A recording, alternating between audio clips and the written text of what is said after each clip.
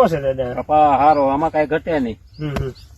થળિયેથી ઠેઠ ડોકા ઉડી લાગી ગયો છે અને સીરીઝ બધી અને કાંટો બેહારો એકદમ. કાંટો બેહારો.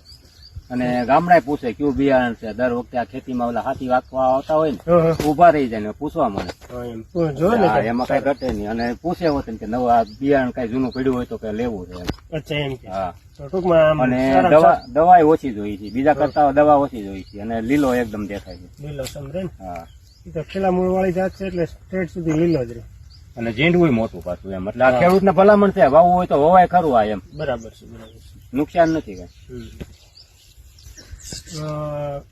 ઓલો કપાસ છે એ આમ કેટલો થતો છે તમારે? કપા અમારા આ બિયારણ વજીર 56 છે એ લગભગ 35 થી 38 મણ 40 મણ પૂગી જાય, પણ થોડુંક હવામાન ને વરસાદ નડી ગયો ને એટલે નકર 40 મણ એમાં ઘટે નહીં કાંઈ એવું હતું. એવો છે? હા એવો હતો. અને 2 વર્ષ હું વાવું.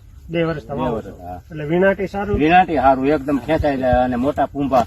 મોટા. હા. અને ફૂલે ફૂલ. ફૂલે ફૂલ વજનદાર કપા. અને ઈયળનું પ્રમાણ ઓછું લાગે છે, મછલીનું પ્રમાણ ઓછું. હા, ઈયળ ને એ બધું ઓછું. અને મચ્છી સફેદ મચ્છી ઓછી લાગે બીજા ઘેરા કરતા.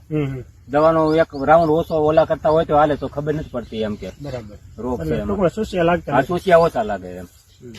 રોગ પ્રતિકારક શક્તિ થોડીક બીજા કરતા છે ખરી એમ. સારી છે. સારી છે. અને ફાલમાં સારું થળિયેથી લાગી જાય. હા, એ તો જો ને નીચેથી આમ સીરીઝ જ લાગે. અને ઝીંડવાય સારા મોટા લેવાય ખરું અને વવાય.